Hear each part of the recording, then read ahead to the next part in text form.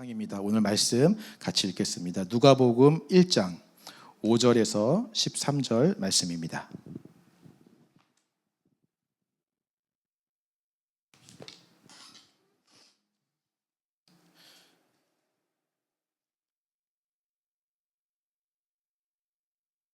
누가복음 1장 5절에서 13절, 1장 5절에서 13절.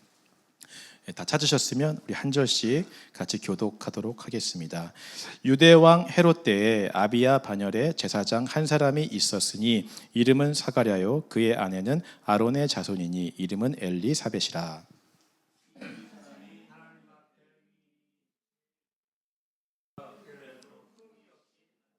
엘리사벳이 잉태를 못함으로 그들에게 자식이 없고 두 사람의 나이가 많더라.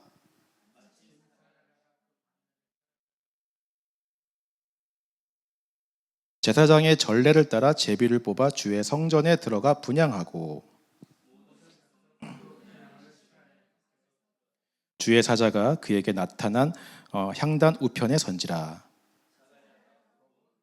13절 함께 읽겠습니다. 시작. 천사가 그에게 이르되 사가랴여 무서워하지 말라. 너의 간구함이 들린지라. 내 아내 엘리사벳이 내게 아들을 낳아 주리니 그 이름을 요한이라 하라. 아멘.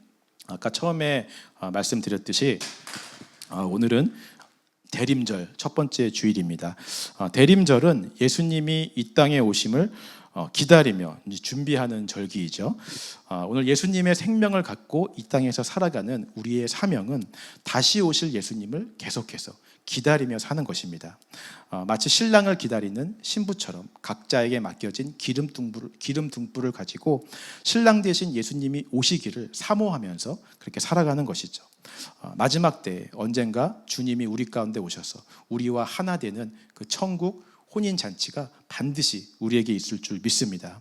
그날을 꿈꾸고 기대하는 마음으로 우리가 4주간 이 성탄절이 오기까지 기다리는 자들이라는 주제를 가지고 좀 말씀을 나누려고 합니다.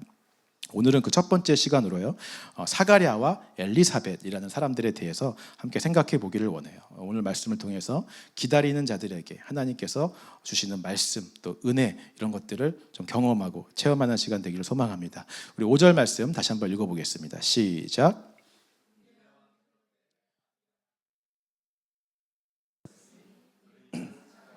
그의 아내는 아론의 자손이니 이름은 엘리사벳이라. 자, 처음에 유대왕 헤롯의 때라고 시작을 하고 있습니다. 우리가 보통 어떤 한 시절을 얘기할 때 그 시절이 담고 있는 내용들이 있죠. 예를 들어서 내가 젊었을 적에 아니면 내가 왕년에 라고 이야기를 시작한다면 그 시절이 담고 있는 젊었었던 때, 열정적이고 힘이 넘쳤던 그 시절에 대한 내용을 담고 있습니다. 또는 일제시대에 라고 우리가 이야기를 한다면 그 시절 우리가 식민지로서 억압받았고 고통받았던 그 내용을 담고 있는 거죠. 5절도 마찬가지입니다. 그 당시에 유대왕 헤롯의 때라고 이야기한다면 이 표현에는 그 당시가 얼마나 암울하고 압제와 폭압이 심했는지를 나타내고 있는 표현이에요. 이 헤롯 왕이 어떤 사람이었냐면요, 자신의 왕권을 지키기 위해 아내와 자기의 장모와 아들 3명까지 죽였던 사람이 바로 헤롯 왕이었습니다. 얼마나 잔혹하고 이 폭정이 심했는지요, 로마의 황제였던 아우구스투스는 이 헤롯 왕에 대해서 말하기를 이렇게까지 이야기합니다. 헤롯의 아들이 되는 것보다 헤롯의 돼지가 되는 게 더 안전하다. 그렇게까지 얘기할 정도로 이 헤롯은 잔혹하고 자기가 왕이 되기 위해서라면 무슨 일이든 서슴지 않던 사람이었어요. 그래서 유대인들 중에 메시아가 온다는 소리를 듣고 2살 미만의 아기들을 학살해버리는 그런 잔혹한 모습도 보여주고 있는 것이죠. 정치적으로도 문제가 있었지만 종교적으로도 문제가 많았습니다. 헤롯은 예루살렘 성전을 대대적인 확장 공사를 했습니다. 그 모든 것들은 결국은 다 비즈니스를 위한 것들이었어요. 나중에 이것이 장사의 소굴로 바뀌게 되는 그 기초를 마련한 것이 바로 헤롯 왕이었습니다. 심지어 예루살렘 성전 앞에 로마의 독수리상을 세워놓기도 했고요, 이교도의 신전도 여러 개를 건축했던 사람이 헤롯이었습니다. 당연히 이런 건축을 위해서 막대한 세금이 필요했으니까 백성들을 쥐어 짜내서 세금을 수탈하고 징수하는 일들도 서슴지 않았습니다. 이 정도까지만 이야기해도 헤롯 왕이 다스리던 그 시대가 얼마나 암울했는지를 우리가 상상할 수가 있을 것입니다. 그래서 그 당시에 모든 사람들이 다 알고 있었어요. 헤롯 왕의 때에 라고 얘기하면 다 고개를 절레절레 흔들면서 한숨을 쉬는 것입니다. 아, 힘든 시대였어. 너무 어려웠지. 암흑이야. 그렇게 말하는 시대가 바로 헤롯 왕의 때라고 하는 것이죠. 그런데 바로 이 때에 두 사람이 등장을 합니다. 5절 후반부를 보니까요, 사가랴와 엘리사벳이라는 사람이 등장합니다. 이들은 어떤 사람들이었을까요? 6절 말씀 한번 읽어보겠습니다. 시작.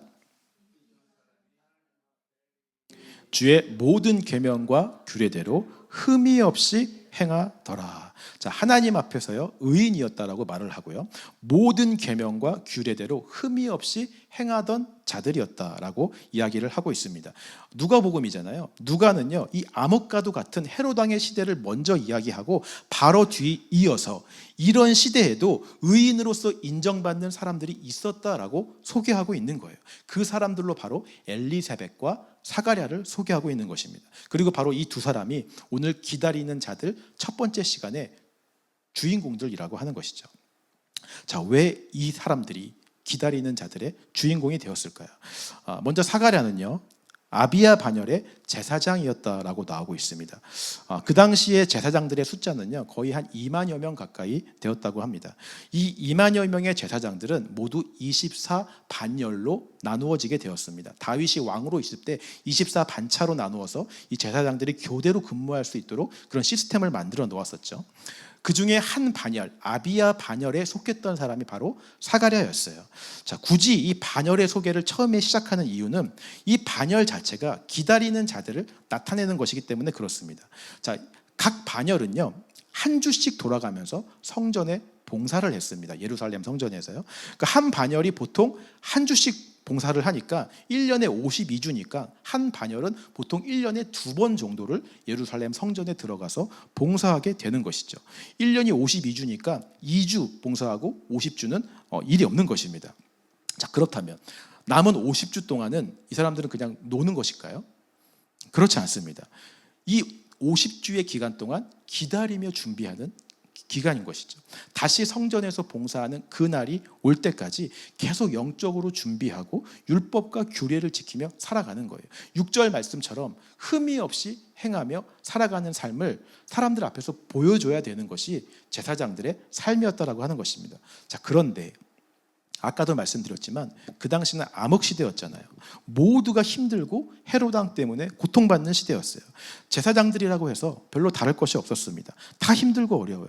이 사람들도 1년에 딱 2주만 예루살렘 성전에 들어가서 봉사하고 나머지 50주는 자기가 살던 고향으로 다시 돌아가서 생활하게 되었습니다. 자, 그렇다면 대부분의 사람들은 어떻게 살아갈까요?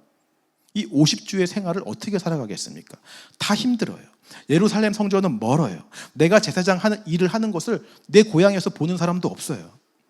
그렇다면 그냥 적당히 다른 사람들과 마찬가지로 그냥 평범하게 살아가지 않을까요? 이런 것입니다. 우리가 코로나 시절에는요, 모두가 마스크를 쓰고 다녔어요. 밖에 나갈 때도 어디서든 마스크를 벗을 수가 없었습니다. 자, 그러다 보니까요, 저도요, 보이지 않는 이 마스크 안의 얼굴을 신경 쓰지 않게 되는 것을 보게 되었습니다. 그러니까 그전에는 아침마다 일어나서 면도를 하고 교회에 갔는데 마스크를 쓰고 난 다음부터는 굳이 면도를 하지 않아도 되는 거예요. 어차피 마스크 벗을 일도 없고 이 안을 보는 사람도 없기 때문에 그런 것입니다. 그러니까 우리는 굳이 내가 드러나지 않는 곳에서까지 제사장 업무를 하려고 하지 않는다라고 하는 것이죠. 사실 많은 사람들이 그렇게 하지 않겠습니까? 저조차도 제가 사역자가 아닌 곳, 사역자인 곳을 모르는 곳이라면 편하게 행동하고 싶고 편하게 말하고 싶은 생각이 들기 때문에 그래요.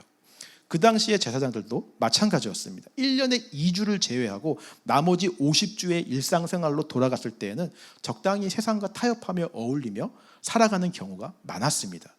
시대가 암흑이니까, 모두가 다 힘드니까, 모두가 보지 않으니까, 다들 이렇게 살아가니까 그런 핑계를 대면서 적당히 살아가는 것이죠. 그러나 사가랴와 엘리사벳은 그렇지 않았다라고 누가가 지금 쓰고 있는 거예요. 그들은 하나님 앞에서 의인이었고요. 2주간의 성전 봉사가 끝나고 원래 삶으로 돌아가도 모든 규례와 계명을 흠이 없이 지켰던 그런 사람들이었다라고 고백하고 있는 것입니다. 보이지 않는 곳에서도 하나님 앞에서 거룩한 삶을 살아내기 위해 애쓰며 살았다라고 말하고 있는 것이죠. 여러분, 이것이 기다리는 자들의 삶의 자세이고 태도임을 믿으시기 바랍니다. 오늘 저와 여러분들이 사는 시대도 똑같이 암울한 시대예요. 영적으로 암울한 시대이죠. 헤롯 왕이 예루살렘 성전을 크고 멋있게 지어놓은 것처럼 오늘날 교회들도 발전하고 아름다운 건물들에 많은 사람들이 교회에 모여들고 있습니다. 그러나 그 당시처럼 장사하는 소굴이 되어버린 것처럼 많은 교회들이 비즈니스하는 경우도 우리가 보게 돼요. 헤롯이 성전 앞에 로마의 독수리 상을 세워놓고 이교도의 신전을 세운 것처럼 오늘 교회 안에도 세상 가치, 문화, 철학, 초등학문, 이단의 교리들이 들어와서 진리를 왜곡하고 혼란스럽게 만드는 경우도 많이 있습니다. 그때나 오늘이나 영적으로 암울하고 암흑시대인 것은 동일한 것이죠. 이런 시대에 저와 여러분들은 어떻게 살아가고 있습니까? 보이는 곳에서는 거룩한 척, 열심히 사역하는 척, 1년에 2주 내가 봉사하는 그 시간만큼은 열심히 하고 거룩한 척 살아가지만 아무도 보이지 않는 곳에서는 우리도 적당히 타협하며 살아가는 모습들이 있지 않습니까? 일주일에 한 번 교회에 나와선 다 빛이 나고 거룩해 보이지만 내가 다시 삶의 자리로 돌아갔을 때에는 우리는 의인으로서 흠이 없이 행동하며 살아가고 있습니까? 여러분, 우리는 보이는 곳에서만 사역하고 일하는 자들이 아닙니다.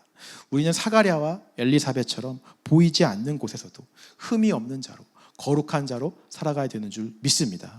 이것이 기다리는 자의 삶의 자세이고 태도라고 하는 것이죠. 제가 이 말씀을 준비하면서 한 목사님의 이야기가 생각이 났어요. 미국에서 이제 대학원 공부를 할 때 세미나 강사로 오셨던 목사님이었습니다. 그분이 이제 처음 교회 개척을 하고 집에서 이제 교회 개척을 하셨대요. 교회 사무실이 당연히 없으니까 집 리빙룸을 사무실로 생각을 하셨다고 합니다. 그래서 아침에 일어나서 안방에서 양복을 갈아입고 정해진 시간이 되면 리빙룸으로 이제 출근을 하시는 거예요. 사모님에게도 내가 리빙룸에 있을 때에는 지금 출근해서 사역하는 중이니까 방해하지 말고 내가 지금 사역하는 중이라고 생각해 달라라고 얘기를 하셨다고 합니다. 매일 그렇게 집 거실로 출근을 하셨다고 해요. 그 당시에 이 이야기를 제가 들었을 때 저는 속으로 그렇게 생각했습니다. 뭘 저렇게까지 해. 아유, 유난스럽다 라고 생각을 했습니다. 근데 오늘 이 말씀을 준비하면서 하나님께서 이 목사님의 이야기를 다시 생각나게 해주시는 거예요. 그것이 유난스러운 것이 아니라 이 목사님에게는 그것이 기다리는 자로서의 어떤 마음가짐과 자세였다라고 하는 것이죠. 아무도 보지 않아도 집이라 할지라도 자신은 교회를 다니는 사역자로서 거룩하고 흠이 없는 생활을 하기 위한 나름대로의 애씀이었고 삶의 모습이었다라고 하는 것입니다. 말씀을 준비하면서 제 스스로의 모습을 좀 돌아보게 되었고요. 좀 회개하는 시간이 되었습니다. 과연 나는 기다리는 자로서의 삶을 살아내고 있는가? 저도 교회에서 사역하지 않는 나머지 시간 동안 애들 케어한다고 시간이 없으니까 이렇게 할 수밖에 없는 것이 당연하다며 타협하고 적당히 살아가고 있지는 않은가? 나는 보이지 않는 곳에서 과연 흠이 없는 자로 행동하고 있는가? 자신 있게 대답할 수 없는 제 자신이 굉장히 부끄러워지는 시간이었고 주님 앞에 회개하는 시간이 되었습니다. 여러분, 기억하시기 바랍니다. 하나님의 말씀은요, 늘 기다리는 자에게 임하심을 믿으시기 바랍니다. 암흑과도 같은 시기에 다 똑같이 적당히 타협하며 살아가는 그 시대였지만 끝까지 흠이 없는 자로, 끝까지 의인으로서 보이지 않는 곳에서도 거룩하게 살아내는 자들에게, 그런 사가랴와 엘리사벳에게 하나님의 말씀이 임했습니다. 눈에 보이는 시간보다 보이지 않는 시간에서 더 열심히 살아낸 것이죠. 그리고 마침내 그렇게 살아낼 때 하나님의 때에 신실하게 천사가 와서 하나님의 응답을, 말씀을 전해주는 것을 보게 되는 것입니다. 기다림의 끝에는 반드시 말씀이 임하게 되어 있어요. 오늘 저와 여러분들도 그 하나님의 말씀이 임할 때까지 이 기다림의 시간을 의인으로서 정말 흠이 없는 거룩한 자로 살아낼 수 있는 저와 여러분들 되시기를 주님의 이름으로 축원합니다. 7절 말씀 드리겠습니다. 시작.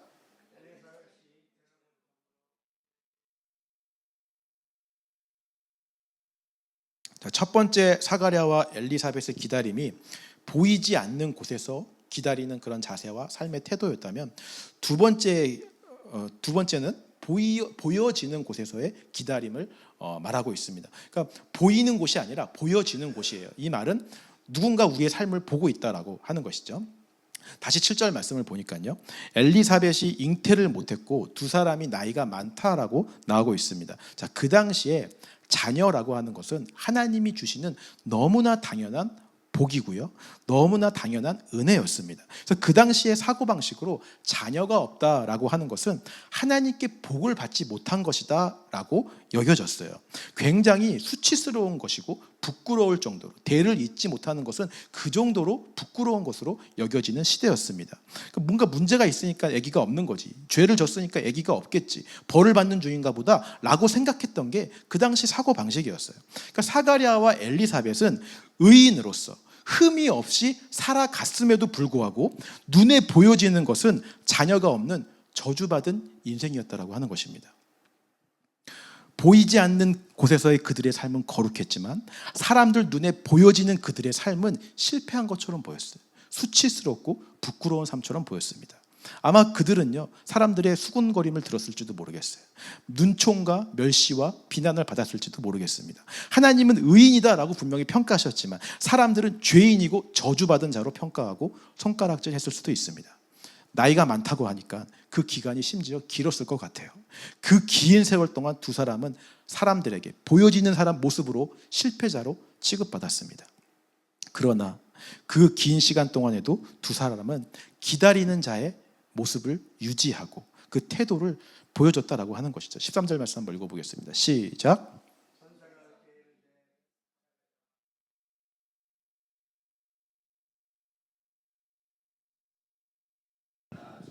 그 이름을 요한이라 하라. 너의 간구함이 들린지라 라고 말하고 있습니다. 이들은 그 긴 시간 동안 그 수군거림과 조롱과 멸시의 그 긴 시간 동안에도 계속해서 기도하며 간구했다라고 얘기하고 있는 거예요. 성경에서 나이가 많다라는 구절이 나올 때는 늘 사람의 힘과 능력으로는 할 수 없는 상황일 때 이런 표현을 사용합니다. 그러니까 자녀가 생기는 것이 사람의 능력으로는 불가능한 상황인 것이죠. 그 오랜 시간 동안 그들은 그런 상황 가운데서 계속해서 포기하지 않고 기도하고 있는 거예요. 간구하며 하나님 앞에 머물렀다라고 하는 것입니다. 사람의 힘을 의지하지 않고 전능하신 하나님의 능력을 의지하고 기도하고 매달렸다라고 하는 것이죠. 그리고 하나님은 그들의 그 기다리는 마음을 보시고 그 자세와 태도를 보시고 오늘 너의 간구함이 내게 들렸다라고 이야기를 하는 것입니다. 응답하고 계시는 것이죠. 여러분, 이것이요, 기다리는 자들의 두 번째 삶의 자세이고 태도인 것입니다. 오늘 우리도 마찬가지인 것 같아요. 여러분, 우리가 의인으로서 거룩하게 살아가는 삶에 아무런 문제가 없을까요? 늘 문제투성이입니다. 오히려 의인으로 거룩하게 살아내는 우리의 삶을 보고 세상 사람들은 그 삶을 볼 때 실패자로 볼 수도 있고요, 루저로 볼 수도 있고요, 호구처럼 보일 수도 있습니다. 하나님은 우리를 의인이다라고 평가하시지만 세상은 우리를 실패자로 평가하고 손가락질할 수도 있습니다. 교회도 마찬가지죠. 미국 교회의 예이긴 한데요, 미국에서 조사한 것입니다. 교회가 개척 후에 4년이 지나서 자립할 수 있는 안정적인 교회가 되는 퍼센티지가 얼마인가 조사를 했을 때 30% 정도가 안정적으로 자립할 수 있게 된다라고 합니다. 미국 교회의 경우입니다. 지원을 좀 많이 받잖아요, 미국 교회는. 나머지 70%의 교회는 문을 닫거나 아니면 재정적으로 어려워서 시간이 지나면 결국 문을 닫게 되는 그런 수순을 밟게 되는 교회라고 합니다. 그러니까 쉽게 말하면 10개가 개척이 되면 3개만 살아남는다라고 하는 것이죠. 아마 한인교회는 더 퍼센티지가 낮을 것 같아요. 벌써 제가 교회 개척했을 때만 해도 교회 개척된 교회가 주변에 여러 개 있었는데 지금 없어진 교회들도 많이 있습니다. 자, 그렇다면 이렇게 통계적으로 보여지는, 눈에 보여지는 모습만 본다면 저 70%에 자립하지 못한 70%의 교회들은 다 실패자들이고 루저일 거예요. 그 교회들의 교인들이 얼마나 의인으로 살았던, 거룩하고 흠이 없는 생활을 살아냈던 아니던 간에 눈에 보여지는 것은 사가랴처럼 아기를 낳지 못하는 저주받은 삶처럼 보이잖아요. 어쩌면 사람들은 보여지는 그 모습만 보고 손가락질하고요, 실패했다고 수군거릴 수도 있습니다. 우리 교회도 마찬가지예요. 이제 창립 2주년을 보냈고 3년 차가 다 되어가고 있습니다. 1년 뒤에, 4년이니까요, 1년 뒤에 우리 교회가 30%가 될지 아니면 70%가 될지는 알 수 없습니다. 그동안 우리가 어떻게 신앙생활을 해왔는지는 사람들에겐 중요하지 않아요. 보여지는 모습이 30%인가 70%인가가 중요합니다. 그리고 그들은 그 결과를 가지고 우리를 평가하고 손가락질 할 거예요. 그러나 여러분, 그때에도 믿으시기 바랍니다. 이때에도 우리가 취해야 될 삶의 자세와 태도는 기다리는 자가 되는 거예요. 사가랴와 엘리사벳이 계속 하나님 앞에 머물며 간구하며 기도했듯이 우리도 기도하며 간구하며 기다리는 것을 쉬지 않아야 됨을 여러분 믿으시기 바랍니다. 우리의 능력과 힘을 믿고 나아가는 것이 아니라 하나님의 능력을 의지하고 계속 간구하는 거예요. 우리의 간구가 하나님께서 들렸다라고 응답하실 때까지 기도의 자리, 그 앞에 나가 머무는 것입니다. 하나님의 응답은 늘 그런 자들에게 임하는 줄 믿습니다. 저는 이 말씀이 개인적으로 저에게 주시는 말씀 같았어요. 왜냐하면 제 마음 가운데 개인적으로 좀 조급함이 있었기 때문에 그렇습니다. 분명 우리 교회 성도님들을 보면 정말 보이지 않는 그 삶 속에서 말씀대로 살아내기 위해, 그 삶의 실제가 되기 위해 애쓰면서 살고 계시고, 분명히 삶 가운데 변화도 있고 또 그런 간증들이 있고 그런 열매들이 있는데, 그럼에도 불구하고 혹시 밖에서 보여지는 모습은 여전히 사가랴와 엘리사벳처럼 아기가 없는 것처럼 보여서 그런 평가와 판단이 부정적이진 않을까 하는 불안함과 초조함이 제 안에 있었던 것입니다.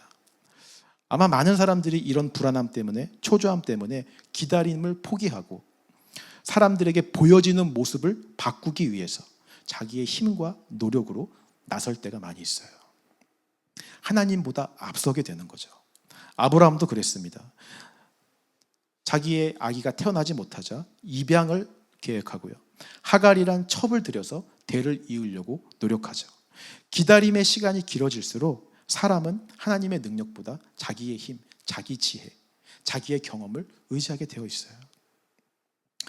여러분 기억하시기 바랍니다. 그럼에도 불구하고 오늘 저와 여러분들이 취해야 될 기다림의 자세는 그럼에도 불구하고 하나님 앞에 머물며 기도하고 간구하는 것인 줄 믿습니다. 하나님의 침묵은요, 언젠가 반드시 끝나게 되어 있어요.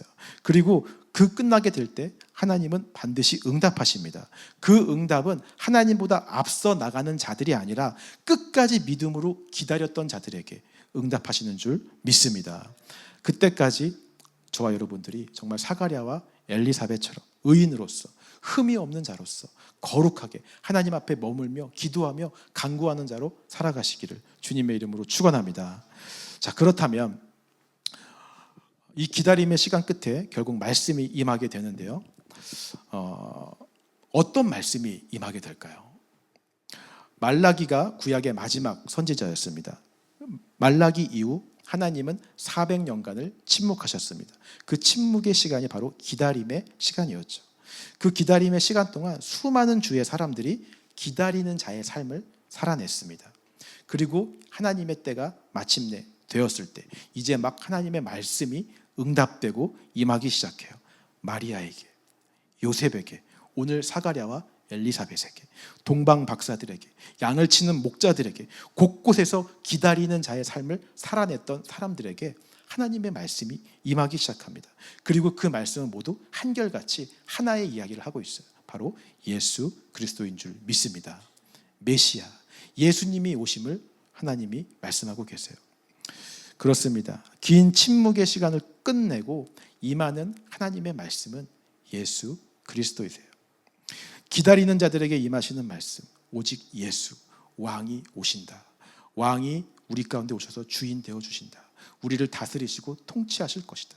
우리를 구원하실 것이다. 이 말씀이 오늘 우리 가운데 응답되어지고 임하게 될 때 우리가 진정한 기쁨과 자유함을 누리게 되는 줄 믿습니다. 우리의 모든 기도의 제목들, 우리의 모든 문제들은 예수가 오면 다 응답되어지고 해결되어짐을 믿으시기 바랍니다. 말씀을 마치기를 원하는데요, 여러분 이 사진은요, 제가 성지순례를 갔을 때 방문했었던 갑바도기아라고 하는 곳입니다. 자, 이곳은 로마 시대에 수많은 예수 믿는 자들이 로마의 압제를 피해서 숨었던 장소예요. 다 굴을 파고 들어간 저 조그마한 것들이 다 굴이에요. 저 굴을 파고 들어가서 그들이 거기서 예수님을 기다리는 생활을 한 것이죠.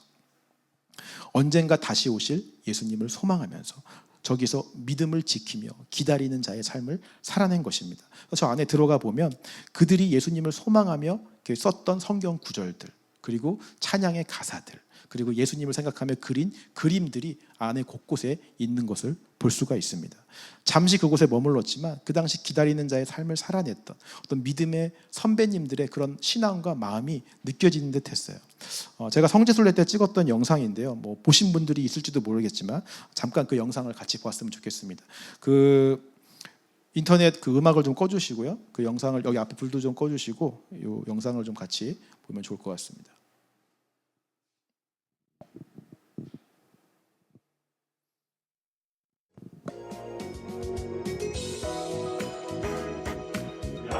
데린쿠유라고 하는 곳인데요.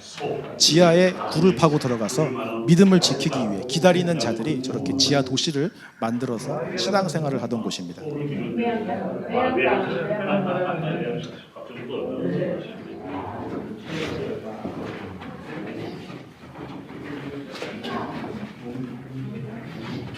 엄청 깊었어요.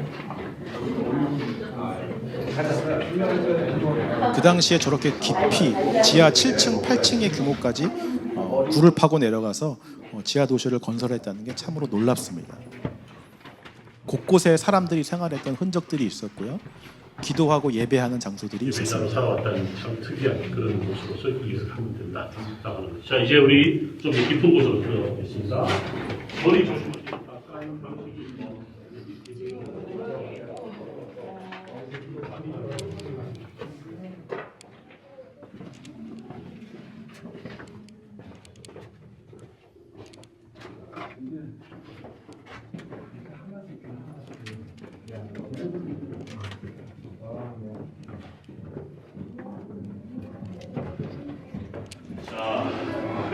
제가 성경 구절 드리고 사람들이 함께 모여서 예배하던 공간입니다. 개별적인 시, 기도하는 시간이고 조용하게 개별적인 시간이라 기도하는 시간 갖고 제가 기도하고 나겠습니다.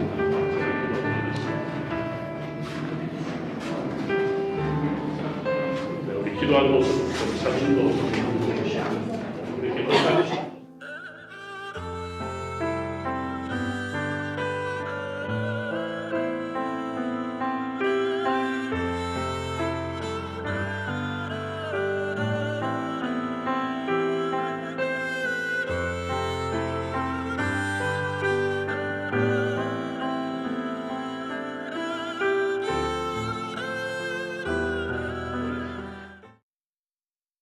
하나님은 이 땅에 기다리는 자들의 삶을 사는 사람들을 위해 이렇게 데린쿠유 같은 곳들을 준비하시고 예비해 두고 계십니다. 기다리는 자들이 모여서 함께 예배하고 기도할 수 있는 곳, 그렇게 믿음을 지킬 수 있는 곳들을 예비해 두신 것이죠. 저는 저희 교회가 이 플래그십 처치가 이 시대에 그런 데린쿠유 같은 곳이 되기를 소망합니다. 이곳이 바로 기다리는 자들이 모이는 곳이 되었으면 좋겠어요. 하나님이 그런 자들을 위해 이 교회를 예비해 두셨다고 저는 믿습니다. 암흑시대에, 그 암울한 시대에 타협하지 않으면서 보이지 않는 곳에서 의인으로서 정말 흠없이 살아가려고 애쓰며 기다리는 자들, 보여지는 것이 세상 사람들에게 저주받고 실패자의 삶처럼 보일지라도 하나님의 능력을 의지하며 기도하고 간구하기를 쉬지 않으며 기다리는 자들, 오늘 그런 기다리는 자들이 모이는 곳이 바로 플래그십 처치가 되기를 소망합니다. 이곳에서 믿음을 지키며 기다리며 마침내 주님이 예수 그리스도로 우리 안에 응답하실 때까지 그 믿음을 지켜나갈 수 있는 저와 여러분들 되시기를 주님의 이름으로 축원합니다. 우리 아까 했던 찬양 다시 한번 고백하기 원합니다.